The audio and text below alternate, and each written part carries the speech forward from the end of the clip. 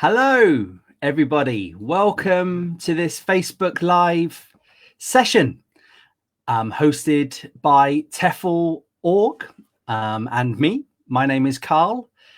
Hope you're all doing well this Friday lunchtime, my time, wherever you are in the world. It's probably not Friday lunchtime if you're not in the UK.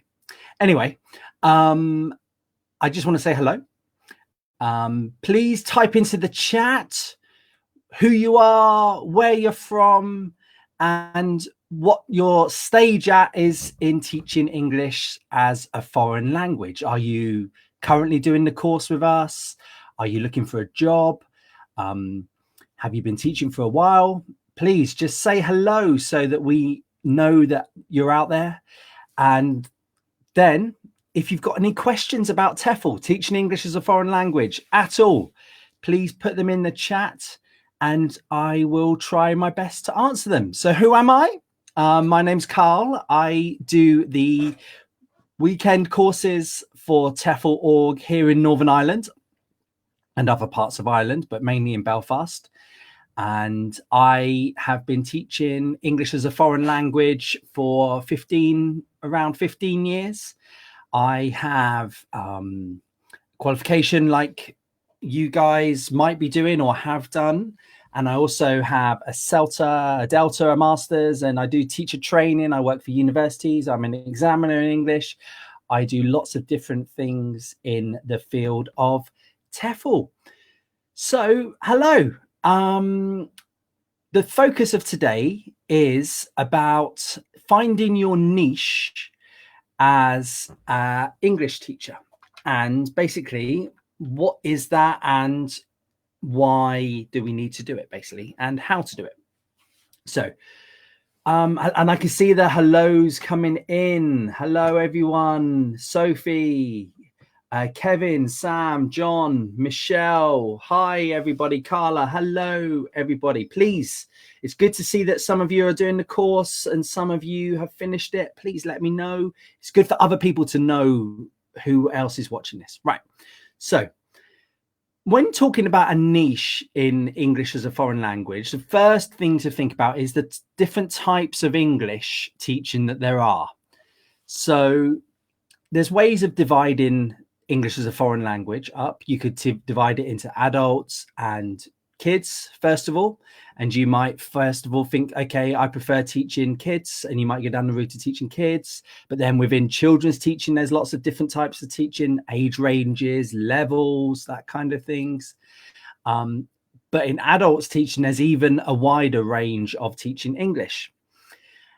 So let's first of all go down the route of talking about adults, because generally there are more niches in adults. And I'll tell you a little bit about why it's important.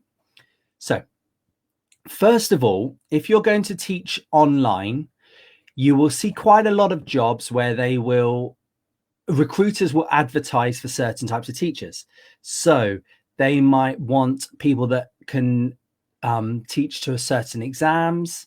They might want teachers that are used to sort of teaching pronunciation skills, or they might want teachers that can teach writing skills. Okay, so that's something that if you've got some experience in that will help you to find a job. But the key reason to find a niche is if you're going to strike out on your own and try to find students yourself through advertising, social media, that kind of thing, for you to teach them online.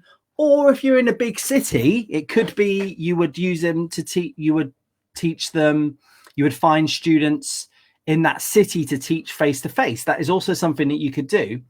But the niche is important because it's very difficult to advertise yourself as Carl, the English teacher. Why is that difficult? Very often students, they search for teachers that will help them with something specifically in English. Now, guys, please type in any questions that you might have. Okay. So if I'm say I'm in Japan and I want to teach, I want to pass the IELTS test, IELTS test. I would not type into Google or MSN or anything like that online English teacher. I would type into that online IELTS lessons, or I would type into that online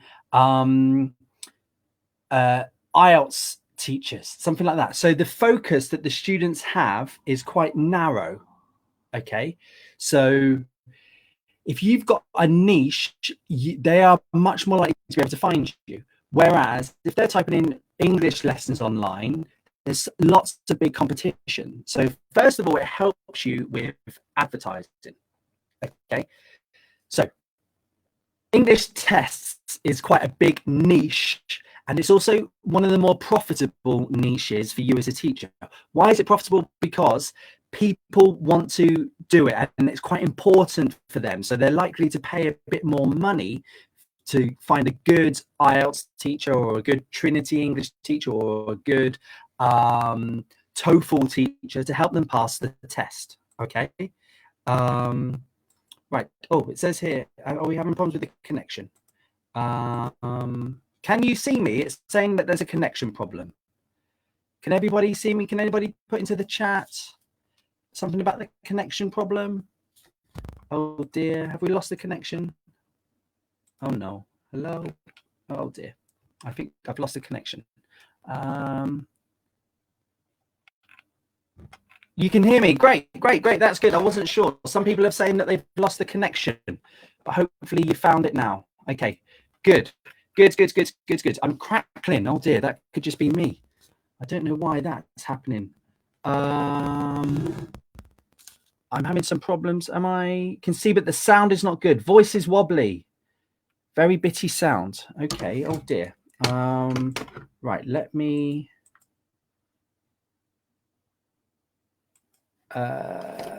Voice is crackly. Oh dear. Right. Let me. I don't know. Right. I'm just going to keep going. Erin, if you are there, there's a bit of a delay. Okay. You might need to message me or something like that to let me know if something's going on. Okay. Hopefully it's better now. I hope. Oh, voice is strange, crackling. Clearer now. I reset my router often. Seems better. Okay, I'm just going to carry on. Okay. Right. Okay, so finding your niche is important because they can find you more specifically, your website or your Facebook page or your YouTube page online. Students do not search into the search engine learn English online teacher. They will search something like pronunciation, improve my pronunciation teacher, teachers to improve English writing. Okay. That kind of thing. All right. They will look for that kind of thing instead of learning English. Right. So sounds like everything's okay now. That's good. I'm sorry. That's the first time it's happened in these webinars. I don't know why. Anyway, so find a niche. Now, how do you find a niche? Now, the first thing you need to think about is, what do you enjoy teaching? There is no point finding a niche that you do not enjoy teaching. So, for example, if you don't like working with writing, don't go down the route of, I'm going to be Carl, the IELTS writing teacher. Okay, don't go down that route, because you're not going to enjoy it. Okay, so that's the first thing, is think about something you might enjoy. Do you enjoy lots of chatting to students? Do you enjoy helping them with their pronunciation? Maybe something like that might be better for you. Okay, so that's the kind of thing. The second thing to think about is money. Right. How can you make some money from the teachers that from the students that you are recruiting to? Now, the different things there is the competition. The first thing, I've spoken a lot about IELTS over the last 10 minutes, and IELTS is something that a lot of students around the world take. And it's something that a lot of students around the world are willing to pay money for to get teaching from. However, there is a lot of competition for it. If you type into learn IELTS lessons online, you will find lots of different teachers offering it. So you would be fighting against that. However, if you narrow it down a little bit more and say something along the lines of you're the teacher to improve IELTS listening, then that might narrow it down a bit more, and then you might be able to focus your advertising more, and you might be able to get more hits from students that are looking for a specific teacher to do that. Okay, so that's another reason to have your niche. Okay, firstly is think about the money. Okay, now the third thing that you need to think about when finding your niche is the materials. Do you have an idea of the sort of materials that you would need to write in order to provide to that niche? So something on the lines of business English, for example. This is another type of English that is quite profitable because people are willing to spend a bit of money on something that will improve them professionally and might help them to get a wage increase or make some more sales or whatever it might be. Okay, so do you have the materials for that? Do you have an idea of the type of materials that you would need to write? Now, Google is obviously your friend, and if you can have a basic, you can generally get materials for all types of English from Google. Okay, so that's the second thing. The other thing to think about with materials is if your niche is too wide, if you say you're going to be the business English teacher, there's a lot of business English to cover. So you would have to have materials for writing, and within writing, you'd have to have things like emails, writing adverts, writing product descriptions, that kind of thing, writing reports. So that is different types of writing. So you'd have to have lessons for all of that. You've got to be quite ready for a student to come to you and say, right, okay, I want to have if you're the general business English teacher, you would have the student say, okay, right, you'd have lots of inquiries coming in about business English, but you would have to be able to answer all of those. Okay, I hope I'm making myself clear about this. I hope that everyone, is aware of sort of what I'm trying to say here. Please, any questions at all, type them into the chat. I'm going to have a break in a minute to answer some of these questions. Okay. Secondly, with materials is, so, talking about business English. So firstly was writing. Secondly, somebody might want to come in and just improve their business vocabulary. Now, business vocabulary, there's lots of different things in that. There's advertising. There is language for persuasion, for sales, all this kind of thing. This is something that you would need to have lots of lessons prepared for if you've got quite a wide niche. Whereas if you've got quite a narrow niche, you could just make some lessons. You might spend a few days writing the lessons, and then you've got that bank of lessons ready for any sort of inquiries that come in at all. Okay, so materials, advertising yourself, and getting your students to find you are three of the good reasons for having a niche. Okay, I'm just going to stop there and just answer some questions. Thank you very much, everyone, for the comments. Let me just scroll back up. Right. So let's go with Sophie's question. What is the best way to have any niches as an excellent niche? Right. So, Sophie, finding your niche is an issue. Okay. And you might find that your niche changes over time. Think about students that you want to teach. Think about students that you that you think would give you some money. Okay. So you might find that actually, for example, Japanese students have a bit more money than, I don't know, Indian students. Just for example, this is general. You will find some Indian students that are willing to pay maybe 30, 40 pounds an hour. Japanese people are much more sort of ready to pay that. So your niche, first of all, think about money, because it's no point you doing it for free. And if you're going to go down that route of advertising your special niche to Japanese students, you will find that they are ready to pay it. Whereas if you're going to go down the niche of advertising to Indian students, you might need to go down the route of group lessons just to make a bit more money. You have to think about what the student wants. That is the key thing. Okay, what do they want from you in your niche? Is it to pass a test? Is it to improve their pronunciation and then advertise yourself? Think about you as a learner of languages. What do you want to do? Think about that. Can you get a niche from that? Okay, good. I hope that's answered your questions there. Good. Just going to scroll down a little bit more. I'm just going, any more questions? I can't see any more up there at the moment, so that's good. I'm just hoping, know we've got these connection problems, and I'm just hoping that they are coming through. I can't see any more questions because I think it's kind of gone off a bit and I haven't got any of the questions coming through. Anyway, I'm going to keep talking. So that is the reason to have your niche. Okay.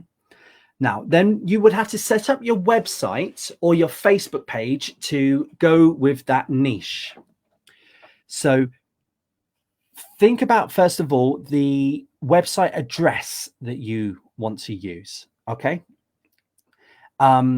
If you did ask a question, please type it in again, because I think I've lost them. It doesn't have to be about niches. It can be about anything at all.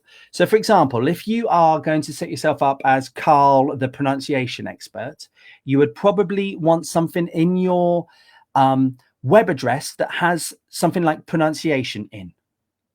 Then you would probably want something like online in, so that Google helps you to find them and also that students can help you to find them.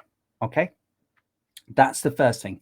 Then you would need to have materials and have some videos on your website that explains how you're going to teach that niche and what the students can get out of you and this kind of thing and how it will benefit them. You tailor your website to that niche to help give as much information as you can about your niche and how you can benefit them and how they can get lessons from you and how they're going to pay you money. Right. Good. I can see the questions. So I think there was a problem with the questions. Here they come again. Hello, Ellen.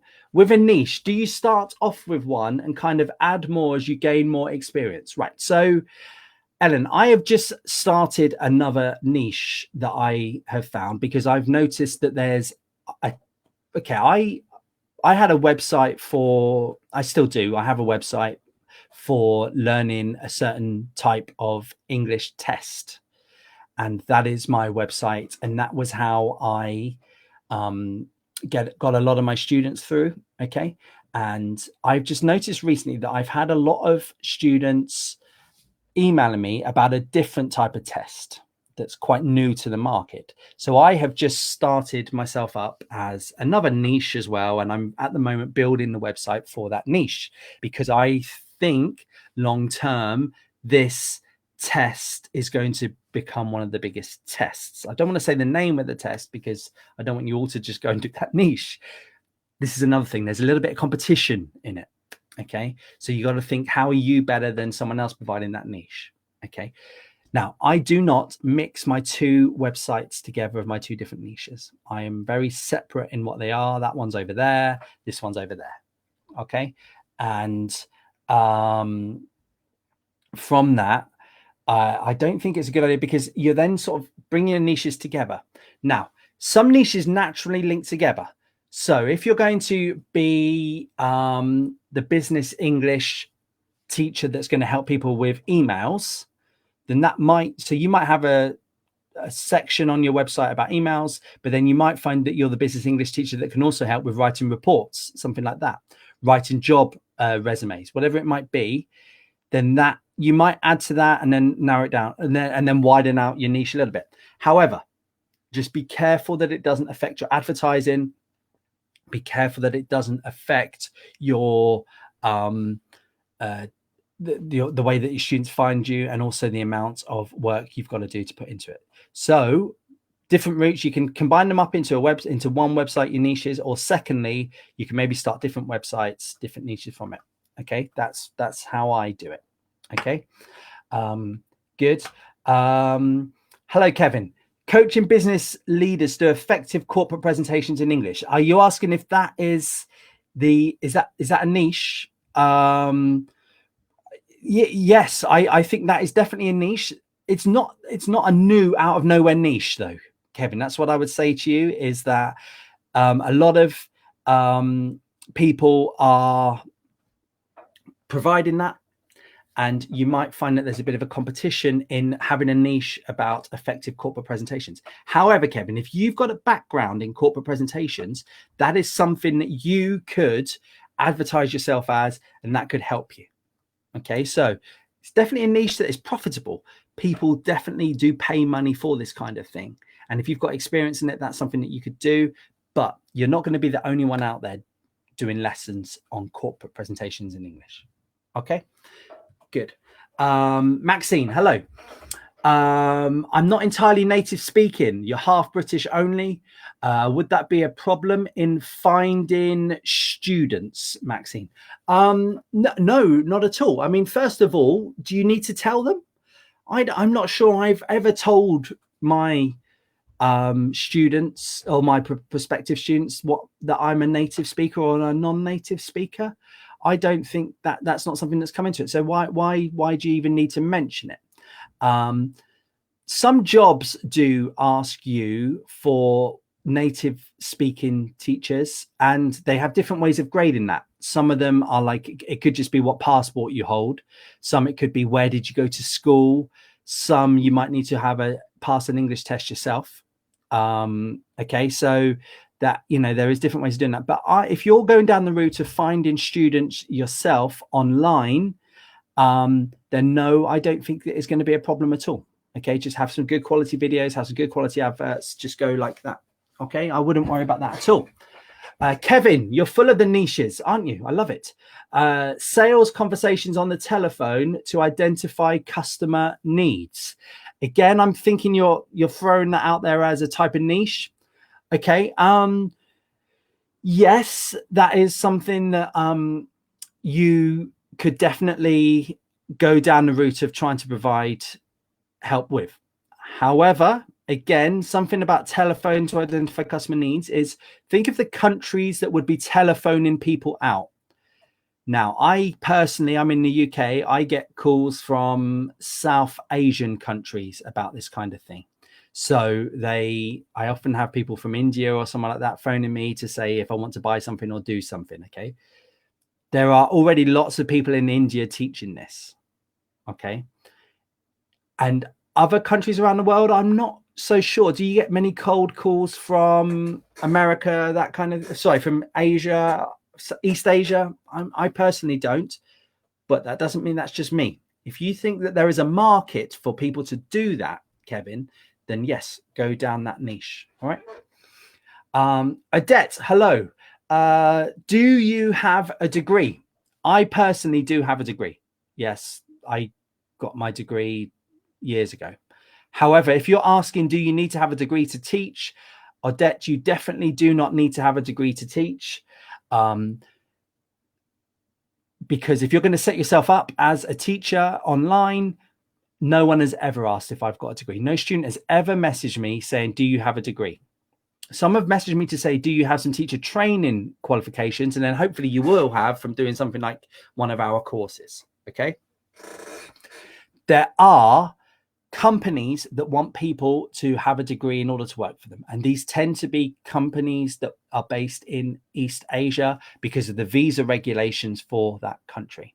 However, there are also countries that would recruit people online to teach for them without a degree. That is common. And there are also countries where you do not need to have a degree to get a work visa. Or if you've got an EU passport, you can generally go and work around the world around Europe. If you've got an EU passport, you can go and work in Spain, you can go work in Italy, wherever it might be, without having to have a degree in a language school. Okay, I hope that answers your question. A couple of questions here about websites. Did you do your own website, or do we need to hire a web designer? Hello, Maxine.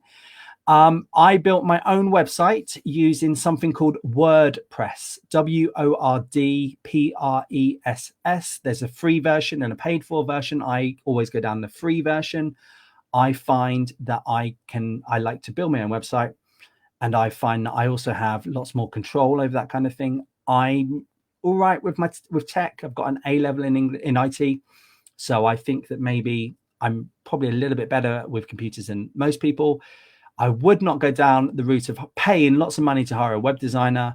I would, if you don't think you're technically able to do something like WordPress, maybe go down the Wix, WIX route, see if you can do that kind of thing. All right. Hope that answers your question, Maxine. Odette, hello again. How do you do payment on your own website? I take payment through PayPal for people that can do PayPal. A lot of my students, believe it or not, come from the UK. So I'm in the UK. I find lots of my niche people want to do it in the UK. So because of that, I take money just through bank transfers. Pretty easy. Okay. If you're going to go down the niche of people in your own country, just do bank transfers. You don't necessarily need to have any sort of crazy transfer thing. PayPal, I find, works with a lot of my students. I find a way to take the money through PayPal, and you can do lots of links through plugins on WordPress or through Wix.com to set all that up for you. Okay.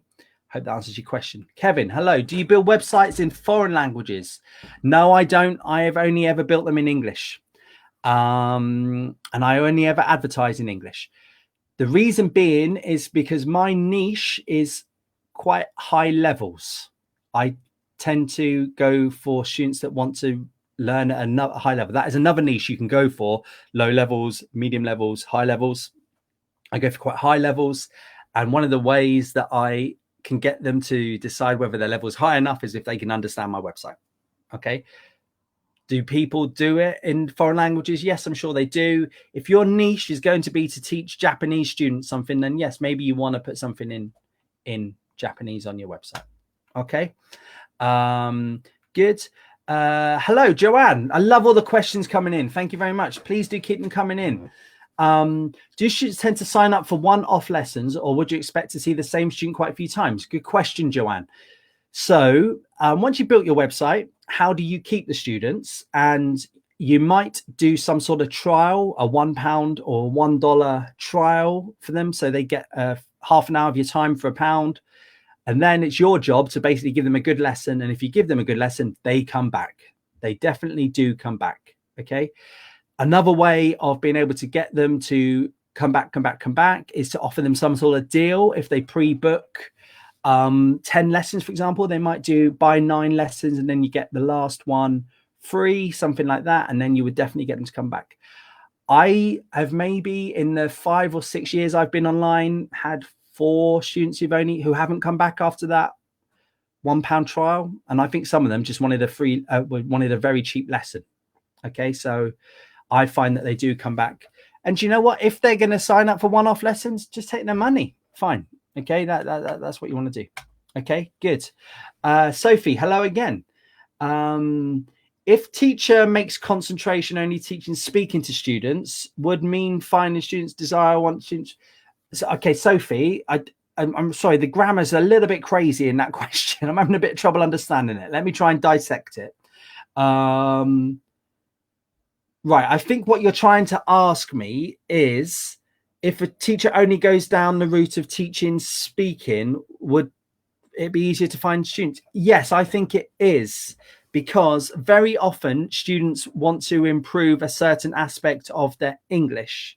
Okay, so just they would type in improve my spoken English skills, something like that, and then you'll be able to find it. They tend to not say improve my English skills into search. That's what a lot of the research has shown for search terms. Okay, good.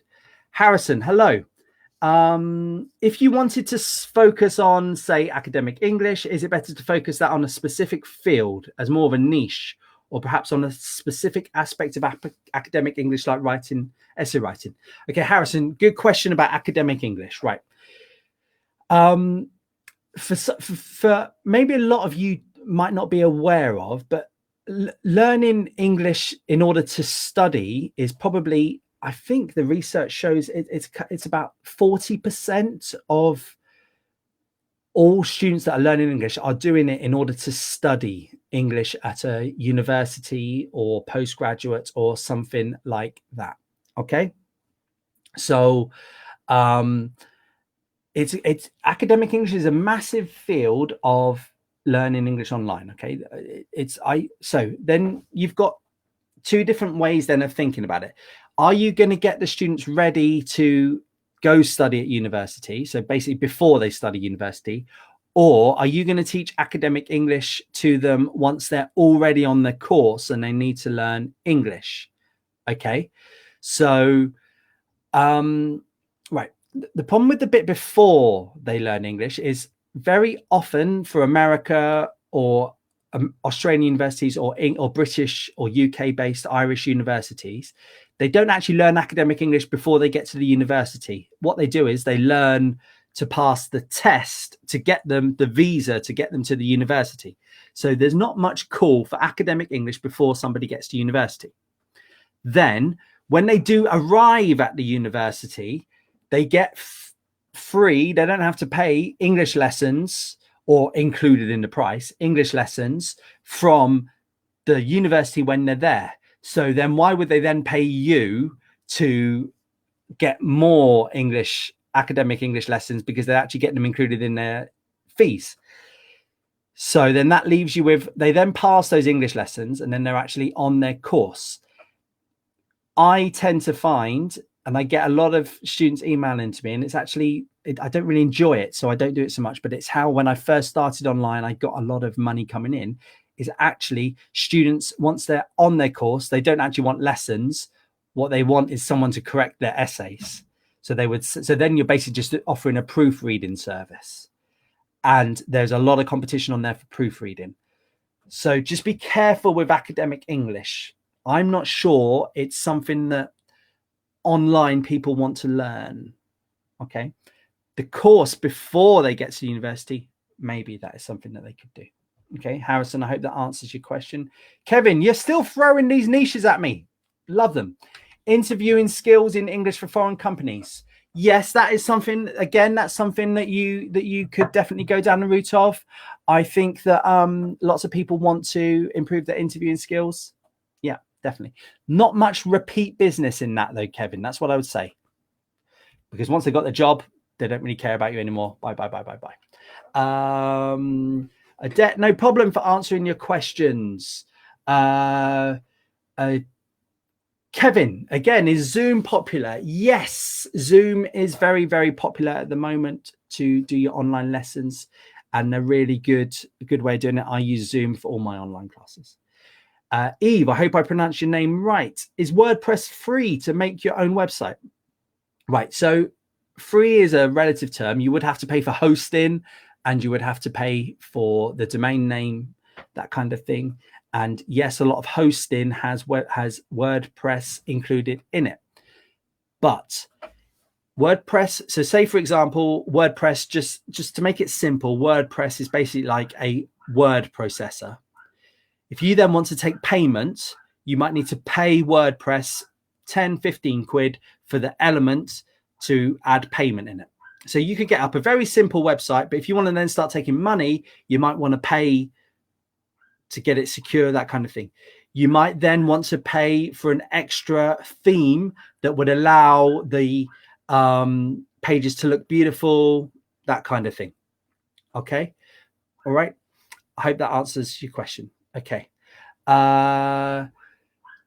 Kevin, hello again. What is a fair percentage of revenue to ask for if an overseas language school wants group Zoom lessons, or is it better to get a fixed fee for each lesson? Right. So if an overseas language school has asked you to teach some of their lessons, am I getting this right, Kevin? And they, for example, are taking £10 an hour from the students, and you want to know how much you want to get. Okay. Is that what your question is, Kevin? I hope it is. Right. I've never had that in sort of inquiry before. I've had lots of group lots of language schools message me and say, look, we want you to teach 20 kids. How much is your rate? And then I give them my rate of pay that I want to earn, because I don't want to go down the route of how do you trust the revenue? How do you make sure they've got that amount of money coming in? Okay. So I always think, okay, how much do I want to earn per hour? How much am I happy earning per hour? This is my fee. That's the route that I go down of. I've got no idea of working out the percentages and that kind of thing. You've got to really trust the language school, Kevin. Okay. Sophie, can you tell us the list of niches? I mean, what did you say of them? I think is your question, Sophie. Again, grammar's a little bit crazy. Right. So, Sophie, I don't have a list of niches. I've given you some as I've been talking about it, but I think you've got to find your own niche by thinking about the type of English you want to teach, who your student is, how much were they willing to give you, and how much money can you make from them, and are you happy to teach that niche? That is the way to find your niche. Okay. Hello, Joanne. When requesting payment from students, is this done in advance? Right. Yes, Joanne, is the short answer. I always, especially if they're new students, I get the payment in advance. However, once I've been teaching them a bit, I give them a bit of leeway. So, for example, if they've paid for 3 lessons and then they've booked me for a 4th lesson, but the payment hasn't come in, I would do that 4th lesson, and then I would say, look, guys, I now want the money for that 4th lesson, but I'm not going to teach you the 5th one until you give me the money. Okay. All right. That's what I would think of. Okay. If that helps you, good. Kevin, what is a good group size for business English on Zoom? Right. I don't think that you can go much more than 4 people on doing online classes. Anything more than that, and it turns into a bit of a lecture. Now, you can do breakout rooms and that kind of thing, but then it's difficult for you to be in the breakout rooms with all of them. Okay. So I personally never do classes more than 4. Okay. Morag, should my domain name include my niche? Will it increase traffic? Yes, it will. Your web address is the number one. Well, apart from paid advertising, your web address is the number one thing that Google, MSN look for when they are searching and putting you in, indexing you for the search engines. Okay, good. Eva, hello. How much call is there for medical English language lessons? I have a medical background but wish to teach online. Okay, right. There is, right. So the main reason why doctors, nurses around the world are learning English is actually to move to another country. So I get, for example, I have managed to help quite a few Italian nurses to go from Italy to the UK. Now, they didn't actually want medical English, though. What they wanted was the English to pass the test to get the visa, because that's all that was needed. Okay. However, there is now a test of medical English, and I've really forgotten the name. I'm racking my brain for the medical English test. Oh, if anyone does know, please put it in there. And there is definitely a call for that to be taught. And I think if you've got some sort of medical background, that is something that you could definitely make your niche and would enjoy. Okay, good. John, is it possible to make your own niche? Right. There's a lot of people out there teaching English. Okay. I have personally not found a niche where there's not somebody already teaching it. Okay. That doesn't mean that I haven't got money coming in through my niche, but I've struggled to find one that hasn't already been done. That could just be my creativity. John, you might find your own niche. Have a niche for yourself, but if you're talking about one that's specific to you, it's pretty difficult, I think. Daniel, hello. You're really enjoying your talk. Good. I'm good. I'm going to be running. I'm running out of time, guys. So in about 5 minutes, I'm going to stop. So just getting your questions in. Okay. Go down that route. Okay. Before I talk, thank you, Daniel. I would like to make a career out of this teaching in Asia for a while. Okay, lovely. I finished my modern languages degree next year. From any experience or previous knowledge, should I choose to complete a PGC or an MA TESOL? Is this too much? Should I just start with the TEFL or CELTA course? Yes, Daniel. Don't go down the MA TESOL route. Yeah. Okay. PGCE might be good, because it does. At the start, a PGC would open up more doors to you personally, I think. Okay. Most language schools in Asia, the first thing they're looking for is some sort of TEFL certificate like we have. They might also ask for a CELTA, but generally they just want some sort of teaching English as a foreign language certificate like our one that we offer. Not the MA is something that you could do if you did do. It's something you should do if you think that it's going to be right for you forever. I didn't get my MA until about sort of 10, 12 years into teaching English. Okay. So I would not go down the route of getting your MA first. I would, Daniel, if I was you and you're just looking to start out, and if you've got a degree and you want to go to live in China or Japan or Korea, somewhere like that, I would just go down, getting the TEFL.org accredited certificate, see if that will get you some jobs like that, and just go see if you enjoy it for a year. And then if you enjoy it, then go do a CELTA, something like that, if you think it's going to be something that you can do forever. Okay. How do you actually recognize what your niche is with no experience? Is it worth working for a company to build experience and explore the a good question, Harminder? Right. Yes, at the start, it's very difficult to know what your niche is unless you've got some sort of experience. Think about you might have some friends that are learning English. Maybe that would help you. Okay. If you're not in the UK or America or something like that, see if you can do that kind of thing. All right. I would, if you're new to teaching English, I'd probably go work for someone first for a bit, just to get your foot in the door, just to get yourself, build up your confidence. Because if you're new and you just start up with your niche, you've paid a bit of money on your website, you've paid a bit of time from building it, all that kind of thing, you might actually just be better off going and work for someone, getting a bit of experience, and then deciding whether you enjoy it or you don't enjoy it. Okay. Kevin, is there a referral network to direct inquiries for specialist niches? No, not that I know of. If you do know of one, please tell me. James, hello. What kind of content should we include on our websites? Would it be a good idea to include short video lessons? Yes, it would be a good idea. Definitely. I have that on my content. I also have it on my YouTube site, that kind of thing. John, the CEFR is the Common European Framework of Reference for Languages. That is a way of being able to grade people's level of English. So you'd be able to compare someone's Italian level with their English level by how well they can do it. Okay, that good. Carla, it could be Kelban. I'm really not sure what that test of English is. I'm just going to quickly type it into Google here. For English medical, it is maybe the OET test for healthcare. Could be that one. Yes, OET. I just go down that route. Okay, Kevin, I don't ever give out my website because I don't want you all to do my niche. Sorry about that. Thank you, everybody. I hope you've enjoyed that. I'm sorry about the technical difficulties, and I'm sorry if you did type a question that didn't come through. I hope I managed to catch up with them all. Right. Just to sum up about niches, okay? If you are thinking something that you want to be your own boss, then you definitely need to find a niche, okay? It can also help you with finding jobs abroad if that's something you then want to go and do, because you can say, look, I'm really good at this. This is something I've got lots of experience in, blah, blah, blah, blah.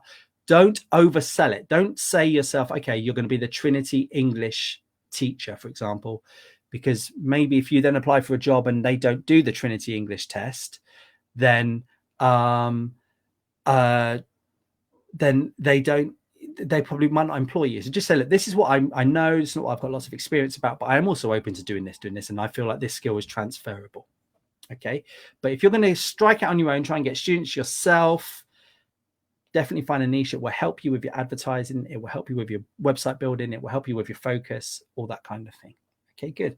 I can see all the thank yous coming in. Thank you, thank you, thank you, thank you, thank you. Sophie, was that one last? Why don't you think about giving us any kind of certificate? Well, if you go do the 120-hour course, you can have yourself a certificate, Sophie. I have a lovely spanking new certificate. I'm not going to write out a certificate for everybody that's just listened to me blab on for 45 minutes.